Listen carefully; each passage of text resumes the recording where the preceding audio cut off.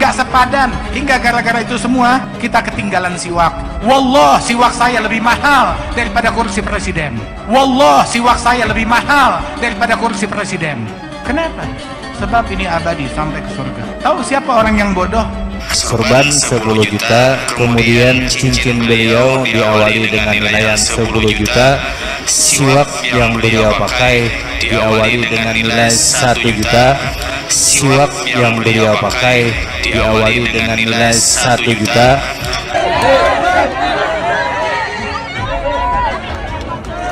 Jadi Habib Jindan ini pernah mengatakan tidak perlu kursi gubernur, bahkan kursi presiden masih wallahi masih mulia siwak saya ini. Karena siwak saya ini adalah singgasana Nabi kita besar, Nabi besar Muhammad Shallallahu Alaihi Wasallam. Ngomong apa kita kalem tapi gelem-gelem. Ya apa ngopo, jangan diulangi lagi lah ngomong-ngomong cerita-cerita yang tidak ada dasarnya itu. Siwakan itu disunahkan oleh Rasulullah SAW, benar, tapi tidak seperti itu. Ditambah-tambahi sendiri, difaham-fahami sendiri, supaya santri-santri tambah mengutuskan diri panjenengan. Itu bagaimana? Disebutkan ada Sayyidina Ahmad Ar-Rifai, dia pergi ziarah kepada Rasulullah SAW bersama 12.000 orang jamaahnya. Waktu sampai di depan makam Nabi Muhammad, dia bilang setelah ngasih salam, ya Rasulullah, fi halatil bu'di ruhi kuntu ursiluha tugabbilul arda anni fahiya naibati ha daulatul ashbah qad hadarat famdud yaminak kay tahdha biha syafati. Ya Rasulullah, waktu saya di kampung, saya cuma ngirim roh saya untuk melepas kerinduan berziarah ke makammu. Namun sekarang nih badan udah hadir di depan jasadmu. Ulurkan tanganmu biar bisa saya cium langsung dengan bibir saya. Itu tahu-tahu dari kubur, subhanallah, mukjizat Nabi Muhammad SAW. Keluar tangan dari dalam kubur, dicium oleh Ahmad Ar-Rifai, disaksikan oleh 12.000 orang. Masya Allah, radhiyallahu anhu wa ardah. Wahakadha, dia minta kepada Rasulullah, dia melamar untuk mencium tangannya Rasulullah SAW. Dan kata beliau Habib Jindan, tangan Rasulullah itu keluar dari makam atau kuburan beliau dan nyalami Imam Ahmad Ar-Rifai, dan itu disaksikan oleh 12.000 jamaahnya secara histeris katanya. Ini termaktub, ada kitabnya, ini kitab khusus Toriko, tidak bisa dan tidak boleh dijadikan pegangan oleh selain yang mengikuti Toriko Ar-Rifai tersebut. Jika ini disampaikan akan menjadi sebuah kesalahan. Kitab namanya Irsyadul Muslimin, yang ngarang adalah Imam Izzuddin Al-Faruqi. Bukan Syekh Ahmad Rifai sendiri yang mengarang kitabnya, hanya muridnya. Seperti manakib Syekh Abdul Qadir Al-Jailani, ini ngarang siapa? Bukan Syekh Abdul Qadir, bukan. Dikarang setelah meninggalnya Syekh Abdul Qadir Al-Jailani. Oleh sebab itu sering saya sampaikan, kita jangan terlalu berlebihan memutuskan seseorang dulu, bahkan sampai kita menghulukan guru kita juga nggak boleh. Habib Jindan, nah, dulunya ceramah-ceramah beliau juga santun, ya kalem, ya. Bahkan sempat juga jangan sampai membanggakan nasab, semua itu tergantung ketakwaannya. Tapi ternyata jejak digital itu kejam, Habib. Jejak digital itu kejam, hati-hatilah ketika jenengan berceramah. Sayyidina Ali minal awliya, Sayyidina Ubaidillah minal awliya al-kubar, min dzurriyyati Rasulullah SAW. Mereka sepakat itu orang yang paling afdal di lembah Hadramaut, yang paling dekat dengan Rasulullah di lembah Hadramaut, Al-Imam Ahmad Al-Muhajir. Ba'dal Muhajir, putra beliau yang nerusin adalah Imam Ubaidillah bin Ahmad. Para penduduk Yaman, khususnya Bani Hashim Al-Alawi Al-Yamani, durian Rasulullah, juga terjadi pertentangan. Nanti pertentangan itu siapa? Ya keturunan dari Ali Al-Urandi, keturunan dari Al-Qasim Ar-Rasi dan Musa Al-Jun dan Musa Al-Kawim. Terus para habib yang ada di Indonesia ini mewarnakan pada Ali Al-Urandi. Ali Al-Uraindi mempunyai anak yang bernama Muhammad An-Nakib. Muhammad An-Nakib mempunyai anak yang bernama Isa Ar-Rumi. Isa Ar-Rumi mempunyai anak yang bernama Ahmad Al-Abbah. Ahmad Al-Abbah ini mempunyai anak yang bernama Abdullah, katanya seperti itu, Wakila Ubaidillah itu. Jadi masih dipertentangkan di daerah Yaman sampai sekarang, masih terjadi kasak kusuk, belum ada kejelasan. Sejak Imam Ahmad bin Isa wafat tahun 924 Masehi, ya, Hijriahnya tahun 345. Jangan latah ya di dalam ikut-ikutan dalam memusuhi aulia wa salihin. Terkualat, fatal, lengkap udah besok hari kiamat. Oleh para pakar nasab yang ada di Yaman sepakat untuk tidak menyebutkan nama dari anak-anaknya Imam Ahmad bin Isa. Tidak juga menyebutkan nama Abdullah atau Ubaidillah, yang mana kedua nama ini ya dijadikan sebagai rujukan nasab kebanyakan para penduduk Yaman. Nah, inilah yang terjadi pertentangan sampai sekarang. Tapi Robitoh Alawiyah dan Nagobatul Ashraful Kubro, mereka telah mengeluarkan surat, ini lembaga resmi, telah mengeluarkan surat bahwasanya tidak ada anak cucu Wali Songo. Wali Songonya habaib, cuma keturunannya anak cucunya ini selama rentan waktu 500 tahun mereka tidak mau menjaga itu. Menikam nasabnya orang lain ada ghadhaf. Itu di Quran, ghadhaf itu pelakunya itu dicambuk zamanina jaldah. Makanya cari mampus banget orang yang memusuhi mereka. Memusuhin mereka, lu cari mati, cari mampus. Aduh, celaka dunia dan akhirat, dicabut keberkahan dunia dan akhirat. Berani, pemberani yang sejati itu berani masuk neraka. Agar senantiasa mencintai dzurriyyah Nabi, jangan berani untuk mengkritisi atau mengkritik habaib yang ada di Indonesia. Orang-orang yang berani mengkritik Habib itu sama atau mirip dengan iblis. Beralih ya dari jangkrik sekarang ini lebih ganas ya. Iblis sekarang ini ganas-ganasnya ini. Jadi kalau ada orang yang sekarang ngaku cucunya Wali Songo, itu nggak ada. Sekalipun ada dari pihak ibu, bukan dari pihak abah. Kalau dari pihak ibu terputus. Yang ngomong bukan saya, yang ngomong bukan Bahar bin Smith, yang ngomong Robitoh Alawiyah. Mau protes ke Robitoh, ayo. Ada ghadhaf, ada haram. Ghadhaf terhadap muslim biasa tuh minal kabair. Apalagi kalau dia ghadhaf terhadap aulia wa salihin. Apalagi aulianya min ashabi Rasulullah atau ahli bait Rasulullah sallallahu alaihi wasallam. Barang siapa menuduh orang lain iblis padahal orang lain itu tidak bersifat iblis, maka tuduhan itu akan kembali kepada yang menuduhnya. Barang siapa mengatakan, "Hei kafir, kamu kafir," padahal orang yang kita tuduh kafir itu tidak melakukan kekafiran, maka itu akan bendal ya, akan berbalik kepada kita yang menuduhnya. Assalamualaikum warahmatullahi wabarakatuh. Ketemu lagi dengan kami di channel Nafas Pembaharuan. Para sahabat, polemik soal pernasaban masih terus bergulir dan belum mencapai titik temu yang memuaskan bagi semua pihak, khususnya bagi umat muslim di negeri ini. Sekali lagi kami tegaskan bahwa konten-konten yang kami suguhkan selama ini sama sekali tak ada maksud untuk mengadu domba antar ulama dan habaib, antar ulama dan ulama, antar habaib dengan habaib, atau antar umat muslim, apalagi menebar kebencian. Sama sekali tidak.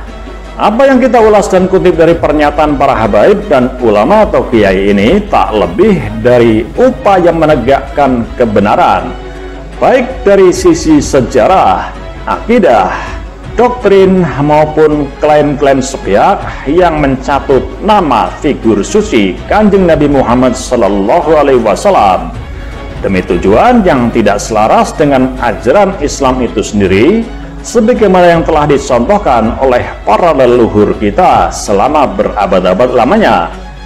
Karena faktanya, framing-framing sesat narasi-narasi buruk dan indoktrinasi umat yang dibumbui dengan pembodohan dalam beragama penuh sesak menjejali media-media publik, khususnya di media sosial, terutama YouTube. Meskipun narasi yang kami suguhkan mungkin akan dituding bias atau tidak objektif, karena kami cenderung memihak kepada mayoritas umat muslim Nusantara dari kalangan Nahdliyin. Namun sebelum pihak Habaib Bani Alawi, khususnya Rabithah Alawiyah sebagai wadah resmi para Habaib, berhasil mematahkan tesis ilmiah Kiai Haji Imaduddin Uthman yang menyatakan bahwa mereka belum terkonfirmasi secara ilmiah sebagai dzurriyyah Nabi, maka kami tak akan pernah berhenti menyuarakan apa yang kami yakini sebagai kebenaran yang tentunya berbasis pada keilmuan.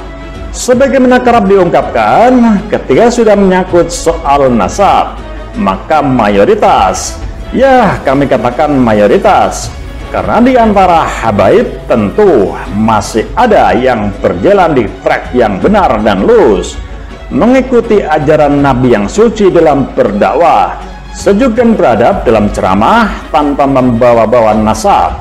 Banyak pula mereka yang menyembunyikan atau menanggalkan gelar Habib, meski sebenarnya mereka termasuk dalam klan Balawi. Namun mereka lebih mengedepankan ilmu dan perilaku dalam kehidupan sehari-hari. Dan untuk mereka ini tak akan berkurang rasa hormat dan takzim kami, karena keilmuan dan akhlak mereka, bukan karena nasab. Jadi sekali lagi, tolong bagi kita semua untuk bisa membedakan antara ranah keilmuan dan adab. Jangan dicampur adukan dan jangan pula dibentur-benturkan, karena itu tak akan menjadi solusi yang baik untuk menyudahi polemik dan kekisruhan ini.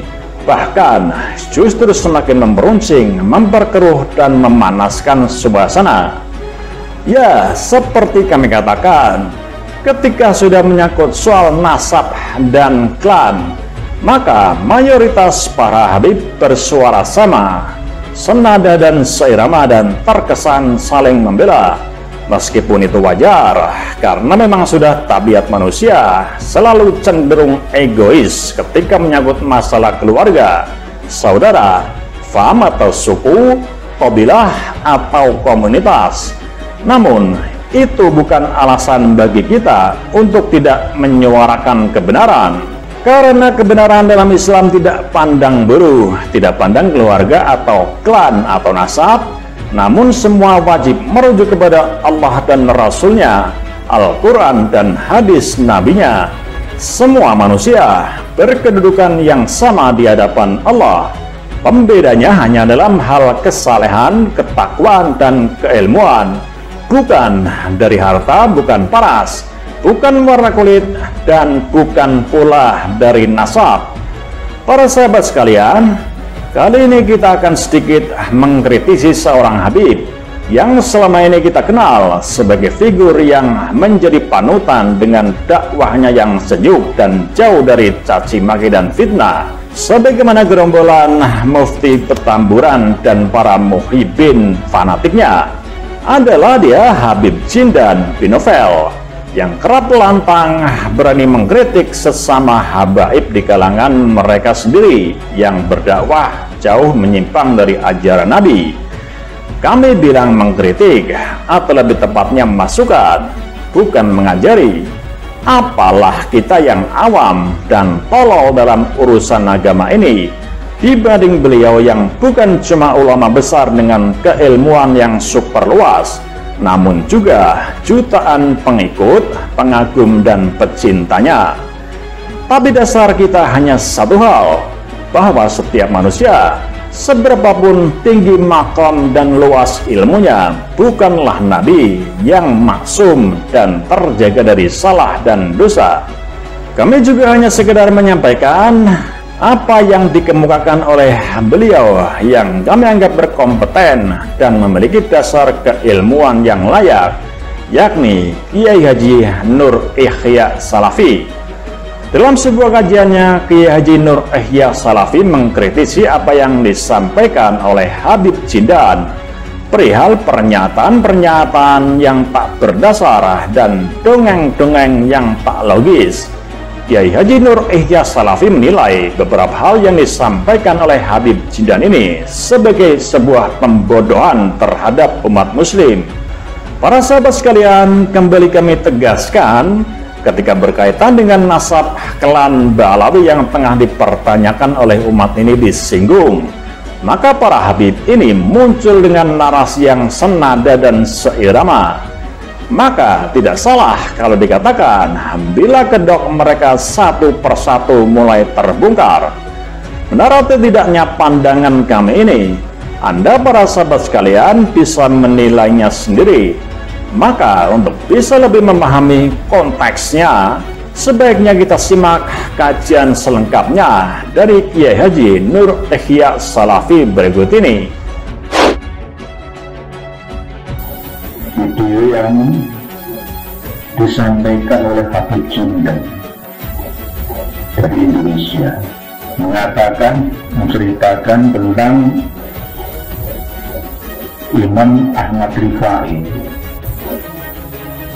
pemimpin dari Tarikh Rifaiyah yang ada di kota Wasit, Bainal Basra wa Baghdad, Irak, bahwa beliau Syekh Ahmad Rifai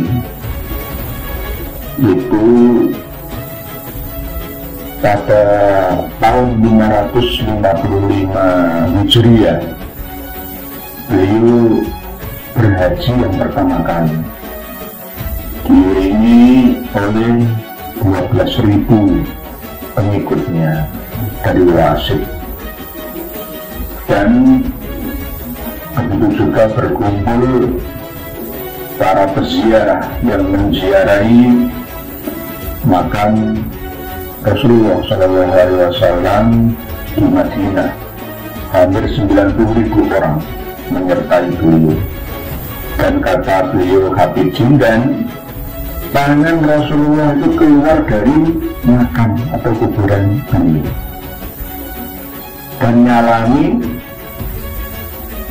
Imam Ahmad Ar-Rifai, dan itu disaksikan oleh 12.000 jamaahnya secara histeris katanya. Ini termaktub ada kitabnya, ini kitab khusus Thariqah, tidak bisa dan tidak boleh dijadikan pegangan oleh selainnya mengikuti Thariqah Rifai tersebut. Jika ini disampaikan akan menjadi sebuah kesalahan. Kitab namanya Irsyadul Muslimin, yang ngarang adalah Imam Izzuddin Al-Faruqi. Bukan Syekh Ahmad Rifai sendiri yang mengarang kitabnya, hanya muridnya. Seperti manakib Syekh Abdul Qadir Al-Jailani, ini arang siapa? Bukan Syekh Abdul Qadir, bukan. Dikarang setelah meninggalnya Syekh Abdul Qadir Al-Jailani. Oleh sebab itu sering saya sampaikan, kita jangan terlalu berlebihan ya memutuskan seseorang dulu ya. Bahkan sampai kita menghulukan guru kita juga nggak boleh. Misalkan Gus Dur, bagi warga Nahdliyin itu Gus Dur itu dianggap sebagai wali ke-10 setelah Wali Songo.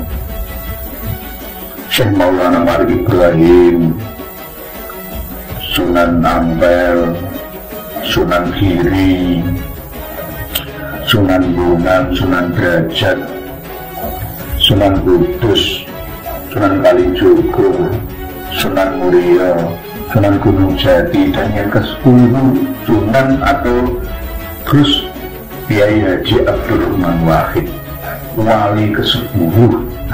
Ini kan dulu namanya berlebihan tidak boleh. Gus Dur tidak pernah mengatakan saya wali ke-9 setelah Wali Songo, tidak. Tapi para pengagumnya ya, Nahdliyin, jamaahnya, beliau ya membuat karangan sendiri mengarang. Dia tidak boleh, dulu tidak boleh. Sekali lagi terhadap Rasulullah SAW saja tidak boleh. Jangan katakan, wah ini Kiai Wahabi. Enggak, Qurannya begitu, hadisnya begitu. Jangan buat aturan sendiri. Dilarang untuk berlebihan, itrah atau hulu kepada siapapun. Sama seperti kejadian yang terjadi pada tahun 555 Hijriah yang lalu, yang dialami oleh Imam Ahmad Ar-Rifai atau Syekh Ahmad Ar-Rifai, mursyid dan imam Thariqah Rifaiyah. Jadi dianggap benar-benar bersalaman ya, dengan tangan Rasulullah langsung keluar dari kuburan, dari makam beliau Rasulullah. Itu bagaimana? Dan katanya disaksikan oleh 12.000 orang, kata Habib Jindan. Ada yang mengatakan bahkan kita satu muslim itu 90.000 orang. Ada yang berasal dari Irak, ada yang berasal dari Yaman, berasal dari Ajam, Cina, Indonesia juga menyaksikan. Dan ini didukung pula oleh Habib Ali Al-Jufri.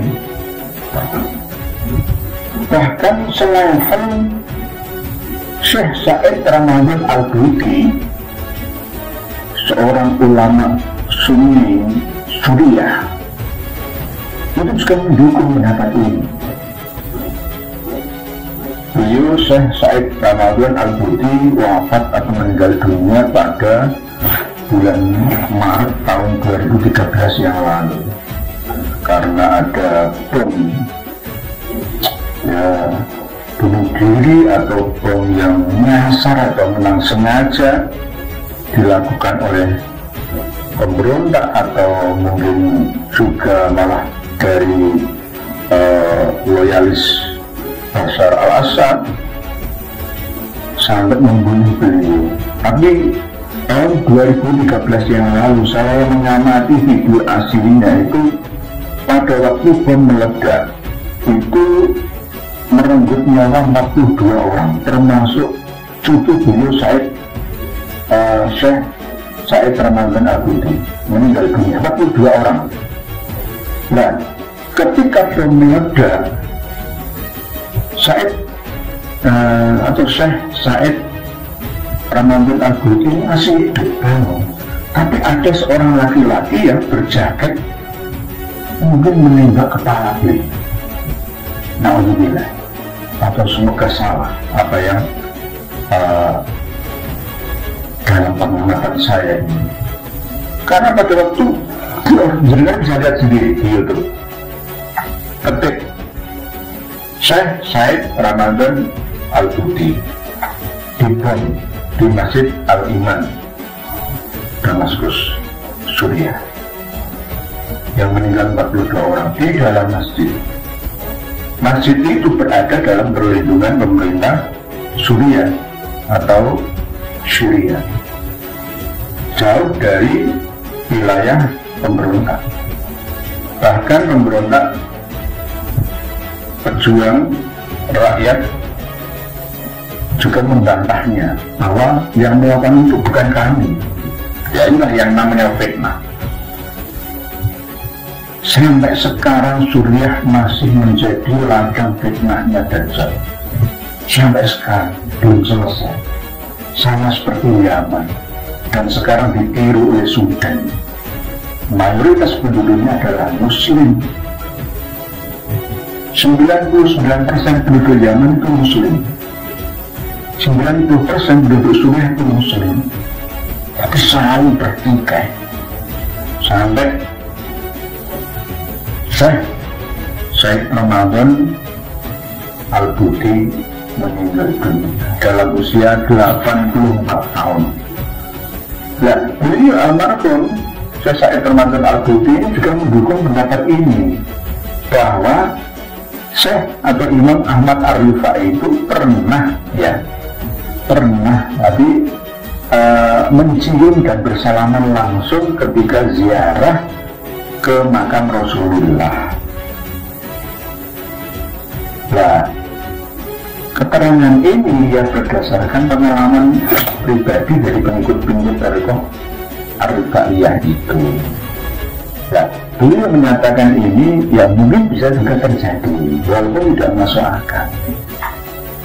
Nah, sekarang kita kembali ke masa kini sekarang. Sesuatu yang zaman dulu bila ditarik ke zaman sekarang, ini kadang ada yang tidak sesuai. Bagaimana maksud saya? Dulu internet belum ditemukan, pesawat terbang belum ditemukan, ya, handphone belum dikembangkan teknologinya. Begitu juga semua alat-alat canggih saat ini dulu abad ke-18 ke belakang belum ada. Facebook belum ada, Twitter belum ada, WhatsApp belum ada, video call belum ada, perbankan via online belum ada, kuliah online belum ada. Dulu belum terbuka, sekarang sudah dibuka karena langit yang sudah ditembus oleh pesawat antariksa, lalu stasiun antariksa meluncurkan, dibuat untuk mengendalikan seluruh akal otak yang ada di planet bumi kita ini. Jadi ketika cerita ini disampaikan pada saat ini, ya tidak cocok lagi. Kalau cerita ini disampaikan pada masa lalu, mungkin bisa juga cocok, karena dipahami dengan dogma, tidak didasari logika. Tapi jika menurut pendapat mayoritas ulama, ya, bahkan Syekh Yusuf Al-Qaradawi juga sering mengkritik Syekh Said Ramadan Al-Buti. Ya, namanya sesama ulama ya wajar lah, ada pro dan kontra dalam hal fatwa. Ya, termasuk fatwa tentang ini Syekh Ahmad Rifai langsung salaman di makam Rasulullah, dan tidak pernah ada sejarah makam Rasulullah itu tembus sampai Rasulullah itu mengeluarkan tangannya. Sudah meninggal lebih dari 500 tahun kok Rasulullah mengeluarkan tangannya dan salaman langsung dengan Syekh atau Imam Ahmad Ar-Rifai. Ya tidak mungkin, tidak mungkin. Nah, inilah yang namanya pemahaman yang perlu diupdate, yang perlu diupdate. Demikian sedikit ulasan yang dapat kami sampaikan. Sekali lagi, jangan dimakan mentah informasi yang saya sampaikan, hanya supaya tidak terlalu meluas dan dalam pembahasan ini, maka cukup dipahami bahwa cerita dan karangan Kirtas itu tidak perlu dipercaya jika tidak masuk di logika kita. Beragama harus dua komponen ini, dogma dan logika, dogmatis dan logis. Jadi Habib Jindan ini pernah mengatakan tidak perlu kursi gubernur, bahkan kursi presiden masih wallahi masih mulia siwak saya ini. Karena siwak saya ini adalah singgasana Nabi kita besar, Nabi besar Muhammad Shallallahu Alaihi Wasallam. Ngomong apa kita kalung tapi gelendeng. Ya, ngopo. Jangan diulangi lagi lah ngomong-ngomong cerita-cerita yang tidak ada dasarnya itu. Siwakan itu disunahkan oleh Rasulullah SAW, benar, tapi tidak seperti itu. Ditambah-tambahi sendiri, difaham-fahami sendiri, supaya santri-santri tambah mengutuskan diri panjenengan, itu bagaimana? Habib Jindan, nah, dulunya ceramah-ceramah beliau juga santun, ya kalem, ya Bahkan sempat juga jangan sampai membanggakan nasab, semua itu tergantung ketakwaannya. Tapi ternyata jejak digital itu kejam, Habib. Jejak digital itu kejam. Hati-hatilah ketika jenengan berceramah. Wong saya yang sudah hati-hati kayak gini kadang-kadang kepleset sirotol mustaqim, saya terjun bebas ke kegundahan kok, kegulanaan ya, kesusahan, kepayahan, apalagi yang tidak hati-hati. Oleh sebab itu masyarakat kita ini sudah tidak dapat ditipu lagi. Audien, santri, jamaah itu sekarang kritis tidak seperti dulu. Eranya berbeda, ini abad 21 sudah, abad 15 Hijriah, abad 21 Masehi. Saya ini hanya berapa persen, 0,1% dari orang-orang cerdas yang ada di negeri ini. Saya ini belum ada apa-apanya. Seandainya alumni atau alumnus pondok-pondok pesantren yang handal dalam menguasai kitab-kitab ya klasik ataupun kitab-kitab terkini, ngerti tentang mustalah hadis, ulumut tafsir ya, asbabul wurud, asbabun nuzul, semua tahu, keluar semua dari sarangnya, insya Allah para habib akan kalah telak. Nah saya ini baru seperti itu tadi, hanya 0,1% dari keseluruhan para santri NU, lulusan pondok pesantren yang menguasai di bidangnya, bidang akidah, bidang syariah, bidang dakwah, bidang tarbiyah, semuanya menguasai. Lebih cerdasan mereka daripada saya, bahkan penonton saya ini lebih cerdas daripada saya. Sama seperti penonton sepak bola atau penonton WWA itu, yang gelut itu loh, di atas sering itu ya.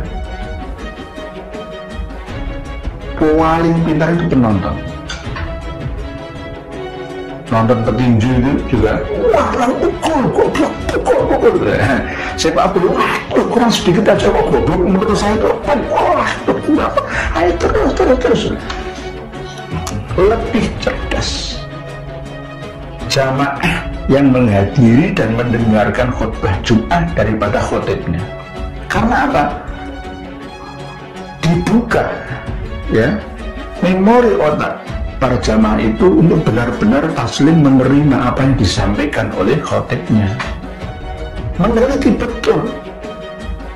Jadi sebab itu bagi yang sering khotib, ayo kadang-kadang jangan khutbah, dengarkan, menjadi pendengar yang manis, duduk manis saja mendengarkan khutbah, asalkan nggak ngantuk loh ya. Dan pasti akan meneliti, oh janjane Pak Khotib, Pak Yai ini, Pak Ustadz Imam janjane aja meloncat ngono, harus menerangkan itu loh, ini dasarnya ini, hadisnya ini, Qurannya ini, kalau ijma'nya ini, kalau kiasnya ini, analogikanya ini, oh ini loh, jadi supaya jelas jamaah ini biar tercerahkan. Lebih cerdas pendengar, lebih cerdas para jamaah, lebih cerdas panjenengan semua para pemirsa dan pendengar sekalian di channel saya daripada saya. Saya enggak nganut tulus, saya mengaku.